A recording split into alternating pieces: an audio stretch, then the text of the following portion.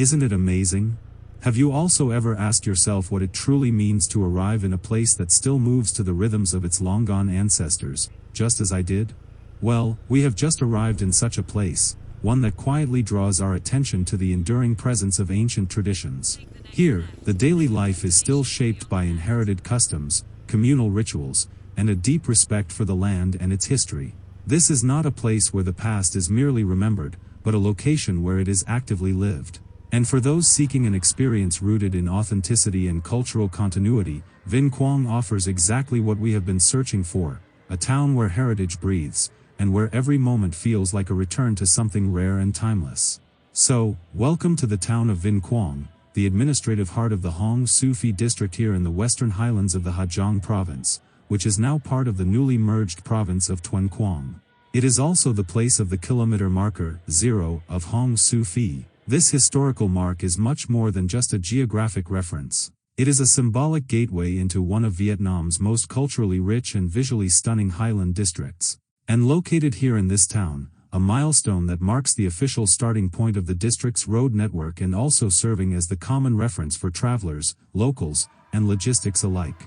This city is far more than a mere waypoint. It is a living center of highland culture, which was officially designated as a township in 1999, and it plays a vital role in trade, governance, and extended community life. It is nestled along the provincial road DT-177 and shaped by the flow of the Chaya River. The town also serves as a connective hub, and linking travelers to the district's famed rice terraces and ethnic villages, as well as to the towns of Bac Ha, Hà Giang, and Tuần Quang.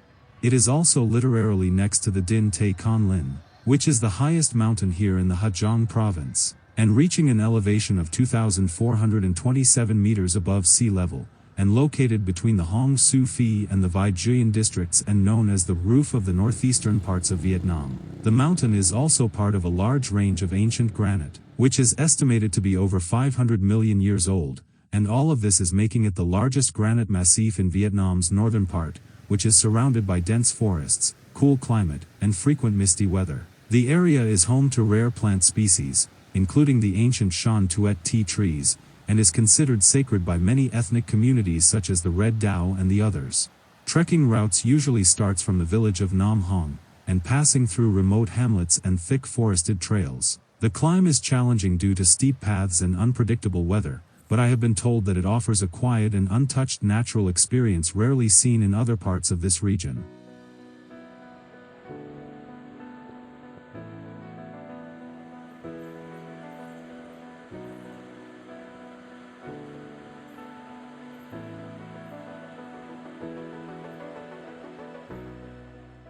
And after a long day driving and exploring, I am back at my guest house, and wow, this was not on my plan at all. I expected rest, but instead, I was met with an invitation, generous, unspoken, and deeply Vietnamese. The owner, smiling with the kind of sincerity that does not need any translation, welcoming me to join his family for dinner. First, we sat on the table and then cross-legged on woven mats, surrounded by laughter, steaming bowls of home-cooked food, and the unmistakable aroma of grilled mountain herbs. In the center of it all was a small plastic cup of Rượu, which is the local corn wine. Each sip warm, earthy, and slightly sweet, like the land itself, with the kids giggling, and the elders nodding, as the stories flowed more freely than the wine. I did not understand many words, but I understood the feeling. I was no longer just the passing guest but a part of their family, even it was only for this evening. In that moment, Vinh Quang was not just a town anymore, it was kind of like a second home, and the Rượu wine was not just a drink too, no, it became actually a bridge of connecting our hearts. Such a lovely village.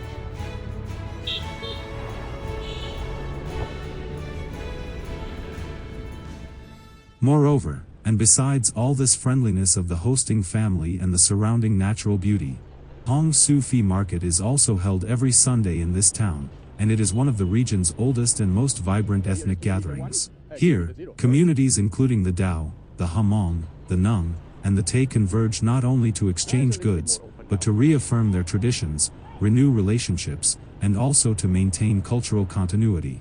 For those of us seeking a deeper understanding of Hà Giang's western highlands, this town offers a quieter, more intimate lens, and a perfect perspective where heritage is not simply displayed, but also actively lived.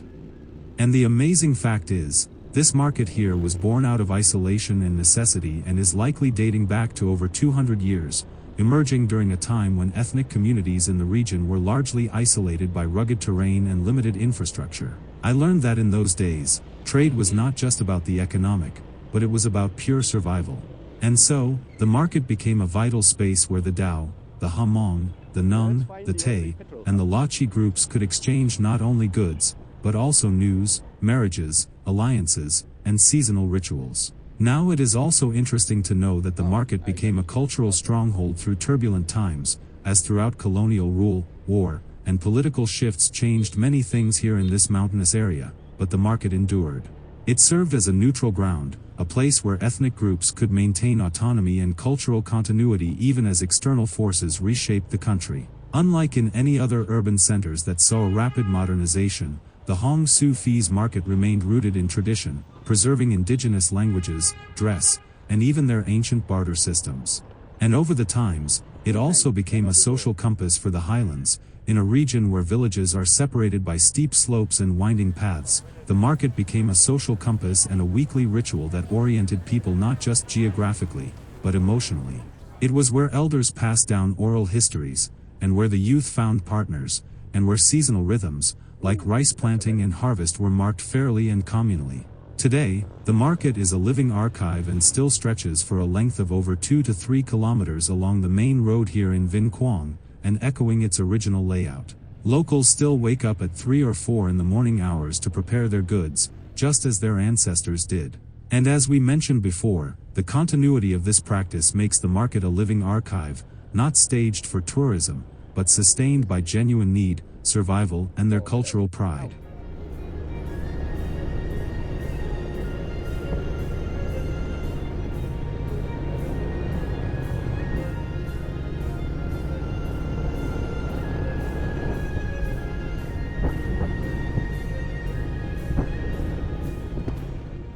As we now pierce deeper into the Chai River Valley and leaving behind the tradition-rich highland center of Vinh Quang, today's journey will unfold like a tapestry of ridges, passes, and plenty of river-carved wonders.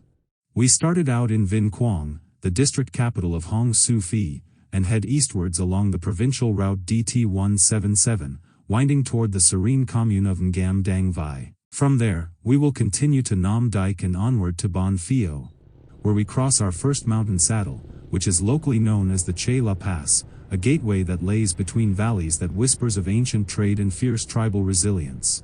The road then threads along the Nam Tai Ridge, offering sweeping views and moments of quiet awe, until we reach the cloud-kissed heights of the Dao Tsong Troy Pass, which is nestled in Tan Lap commune of the Bac Quang district.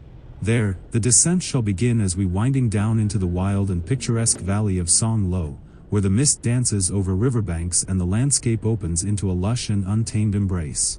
Later we shall arrive at the T-junction in the town of Tan Quang, and merging into the national route QL2, and begin our final ascent toward the city of Hà Giang, passing through the towns of Nan Thuong and Vai Juyen. So, sit back, breathe in the cold and clean highland air, and let the road carry us through this untamed gateway, an opening where every bend reveals a new story, and where every pass leads us deeper into the soul of the epic and untamed northeastern parts of Vietnam.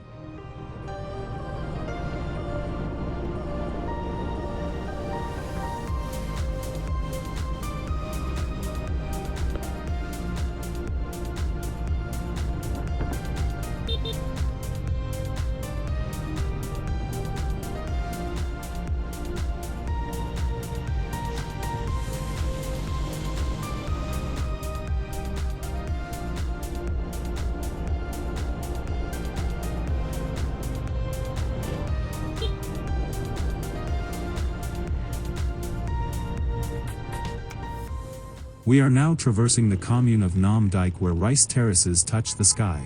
Nestled here deep in the heart of the Hoàng Su Phì district, the Nam Dike commune is a quiet yet culturally rich enclave which is known for its proximity to some of Vietnam's most breathtaking terraced rice fields. These terraces have been carved over centuries by ethnic minorities like the Dao, the Tay, and the Nung, and transformed the steep mountain slopes each autumn into a golden stairway to heaven. During the water pouring season, which is from May to June, the fields shimmer like mirrors, and by September, the hills blaze with ripe rice, drawing photographers, trekkers, and cultural seekers into this landscape that feels both ancient and alive. Nam Dike itself is a hub of communal farming, seasonal festivals, and ancestral rituals that honor the land and its cycles. Here, agriculture is not just livelihood, it is legacy. The terraces are more than scenic. They are sacred and stitched into the spiritual and social fabric of these wild and untamed highlands. Oh, and that was it, the good road.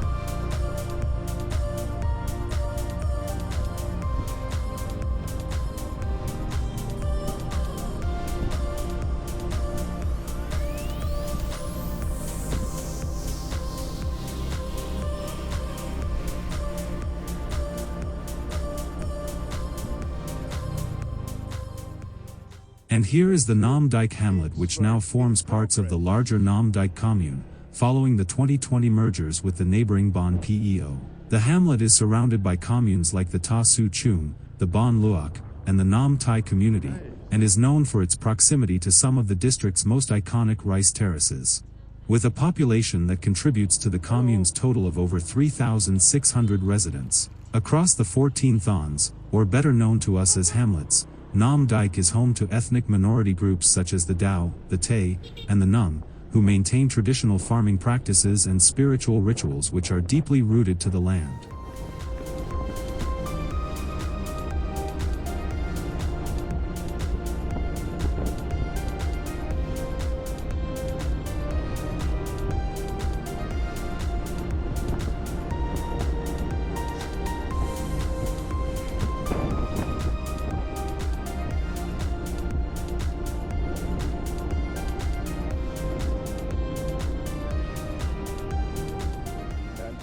We are now looking at the Bon Peo hillside commune that lies beneath the Ta Su Chung hillside. It is located across the river from the main DT 177 road where we are stopping now, and sits on the lower slopes of the Ta Su Chung highlands here in the Hong Su Phi district of the western Hà region. Its hillside position does certainly offer a much more quieter, and a more secluded setting compared to neighboring communes, and with its limited road access it surely preserves the traditional characters even more. I have been told by the locals that this area is home to the ethnic minority groups of the Dao and the Tay, and that they are maintaining these steep terrain terraces for their rice farming, and which are part of the larger Hong Su Phi landscape, which is recognized nationally for its agricultural heritage and scenic value. The location of Bon Peo provides a very nice and clear view of the Chai River Valley and connects to nearby communes like Nam Dike and Ban Luoc via the steep mountain paths and local trails. Though modest in infrastructure, Bon Peo plays an important role in the district's cultural and economic life,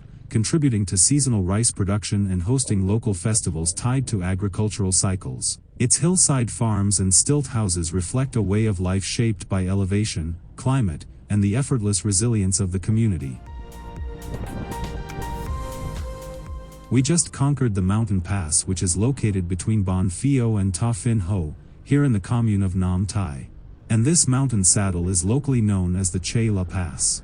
As we can see, this pass is part of the rugged DT 177 route that threads through the western parts of the Hà Giang highlands, and connecting the remote ethnic villages which are nestled here in the mist-laced valleys and hill ridges, while offering us the dramatic views over the beautiful terraced rice fields, and the ancient Shan Tuet tea forests which are home to tea trees which are aged for hundreds of years, with some estimated to be over 300 years old. This mountain gateway is not as widely documented as the more famed Ma Pilang Pass, but among the local guides and storytellers, the Chaya Pass is revered for its spiritual atmosphere and the way it bridges the different cultural zones, starting from the La Chi and the Dao communities located near to Bon Peo, all the way to the Hmong and the Nung settlements which are nestled closer to the Ta Phin Ho commune.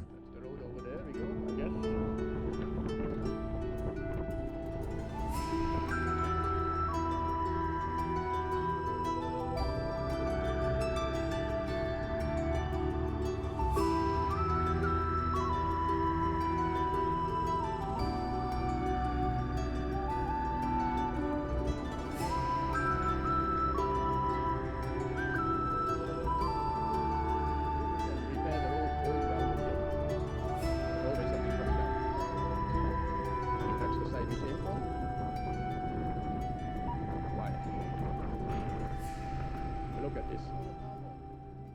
And as we continue our ride from here in the commune of Ta Phin Ho, which is a remote and elevated area of the Nam Tai commune and known for its ancient Shan Tuet tea forests, cool climate, and mist-covered slopes which are reaching to an elevation of 1,500 meters above sea level, the Ta Phin Ho area not only offers sweeping views, but also access to rare medicinal plants and centuries-old tea trees.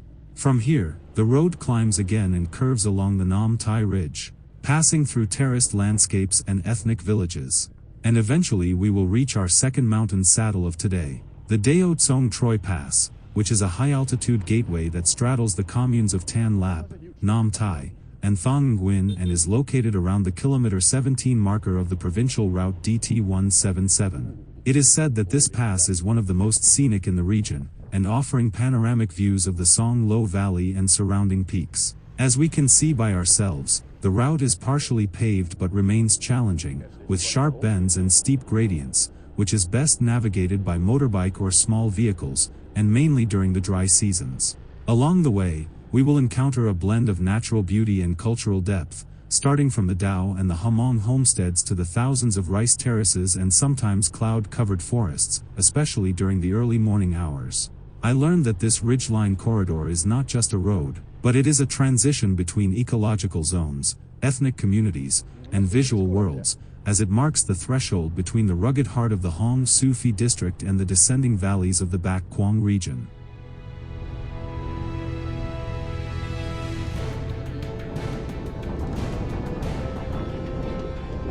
I'm amazed how these people can work here.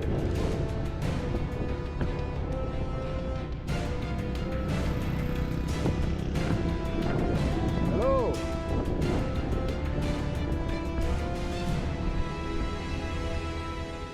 We now reach the Nam Tai colorful rice terrace viewpoint, and this is the view deck that gives us the most impressive sight over the amazing landscape which unfolds like a living mosaic, with layered terraces which are cascading down the mountainside in shades of green, gold, and amber. Deep down on the valley floor is the Chai River which stretches into the mist, its winding waters reflecting the sky and the rhythm of highland life. Standing here, we really feel like suspended between earth and cloud, especially because the deck floor is so fragile, but nevertheless we are able to witness centuries of cultivation that is etched into the land by rough and resilient hands. 12% incline.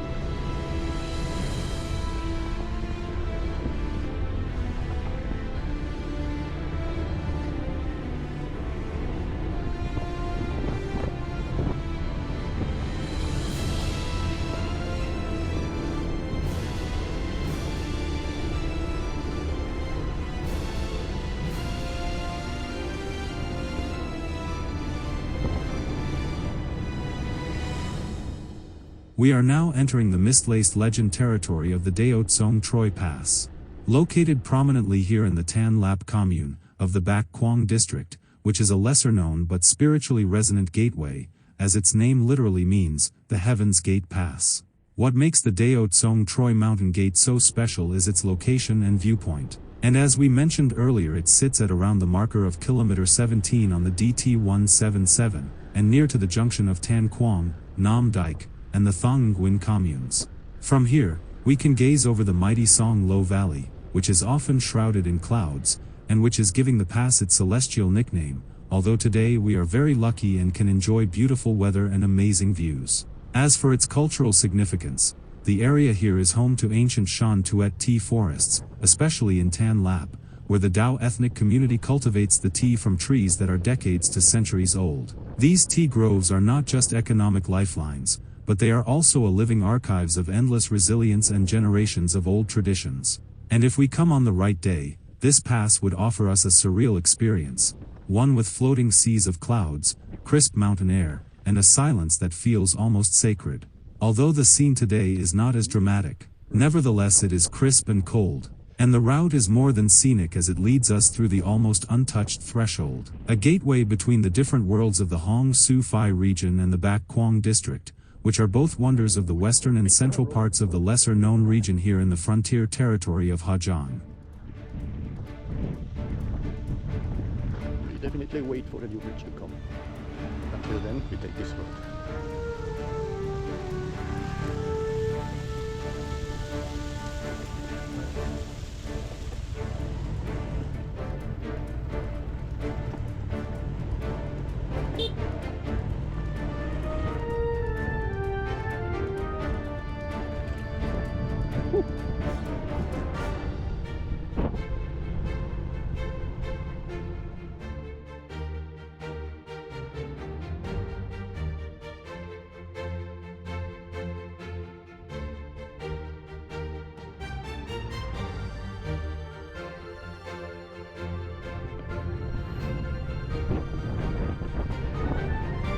Get an idea of the road you're driving?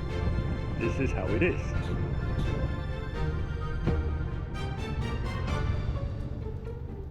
We are now descending the Song Lo Valley, which is virtually a drop from the sky gate at the heights of the Chaya Pass, and into the valley of the Song Lo, which reveals a dramatic shift in landscape, from the lofty ridgelines and the cool highland air to the lush and river-carved lowlands. This stretch is offering us with an unprecedented panoramic view of the valley, which is only surpassed by the endless winding curves, turns which are framed by lush forested slopes and scattered by multicolored ethnic villages. And as the road drops toward the town of Tan Quang, we follow the river's path through a corridor of biodiversity and cultural life, as the Song Lo River Valley is one of northern Vietnam's major tributaries, a headwater system which flows southward from the Hà Giang frontiers, and through Bac Quang, while eventually joining the mighty Red River system at the city of Viet Tri in the province of Phu Tho, located in the Big Red River Delta. We will also notice that along this stretch, the valley supports many small-scale agriculture, tea cultivation, and riverside settlements,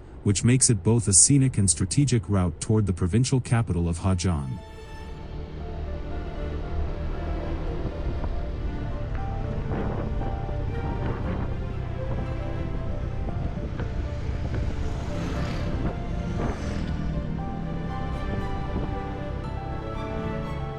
Now we have a look at the leftover of the ancient forest, a woodland area which is part of a biologically rich and historically significant corridor here in the Bac Quang district. The forest is home to native hardwoods, medicinal plants, and diverse bird and insect species, some of which are endemic to only the northern parts of Vietnam. While much of the valley has been shaped by agriculture and settlement, pockets of ancient forest remain, especially the one in the lesser accessible ridgelines and the one in the protected zones, and these leftover areas are offering us a glimpse into the original ecosystem that once covered the entire region here.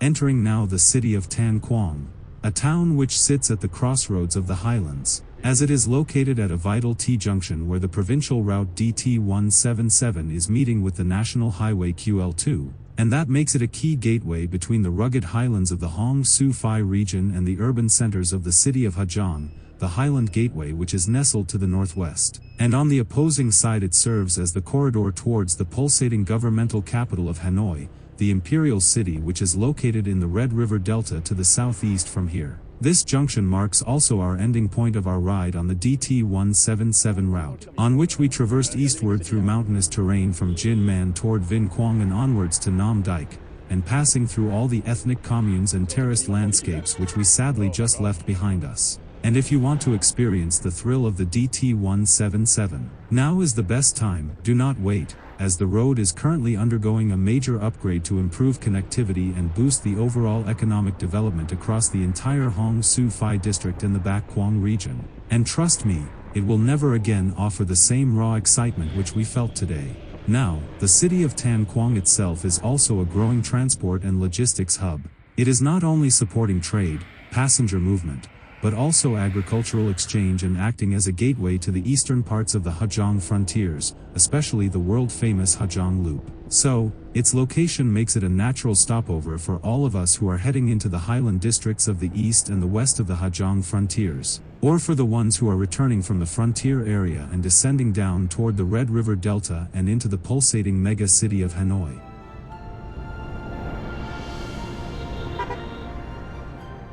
We are now on our final leg of today, and riding on the Tan Quang to Hà Giang City corridor. A very busy stretch which leads along the National Highway QL2, one of the most vital transport arteries here in the Hà Giang province, and serving as a strategic connector between the southern gateway and the provincial capital.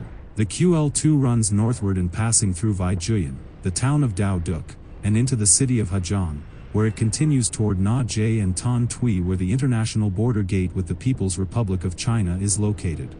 So, it is to no one's surprise that future upgrades are already in the pipeline. Most notably is the Phase 2 of the Tuan Quang to Hà Giang Expressway project, which will transform this corridor into a 4-lane superhighway. The planned route spans over 58 kilometers, namely from Tan Quang to Tan Thuy, and is designed for speeds of up to 100 kilometers per hour, and promises to dramatically improve the connectivity across the region. But on the opposing side, it will also significantly reduce the natural beauty of this still pristine landscape.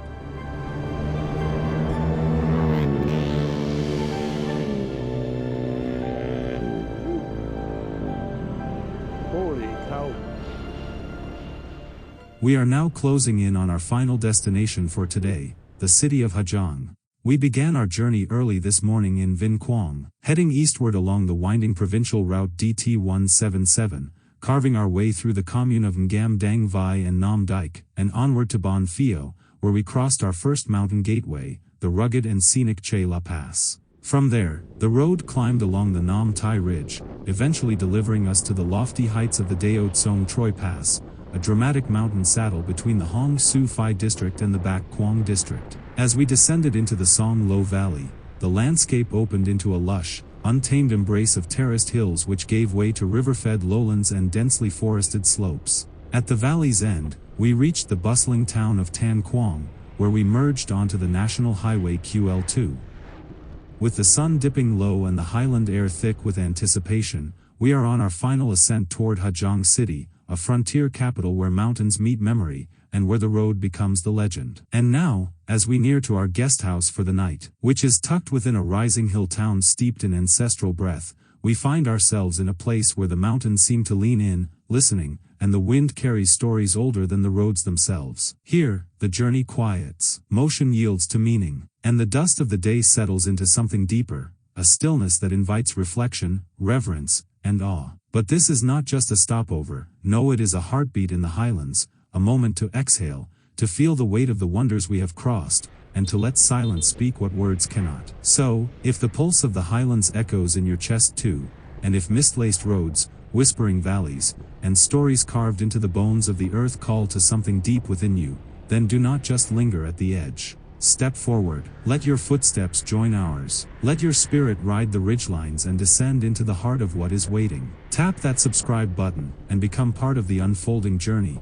not just as a witness, but as a fellow traveler in the story we keep writing together. As in our next episode, we shall descend into the soul of Hà Giang City, a highland capital where ancestral rhythms echo beneath the hum of modern life, and where the mountains now wear the footprints of mass tourism. But is it still the city that I imagined, or has the myth unraveled? Do not wait, come with me, and let us uncover the truth behind the mountain city of Hà Giang, once and for all.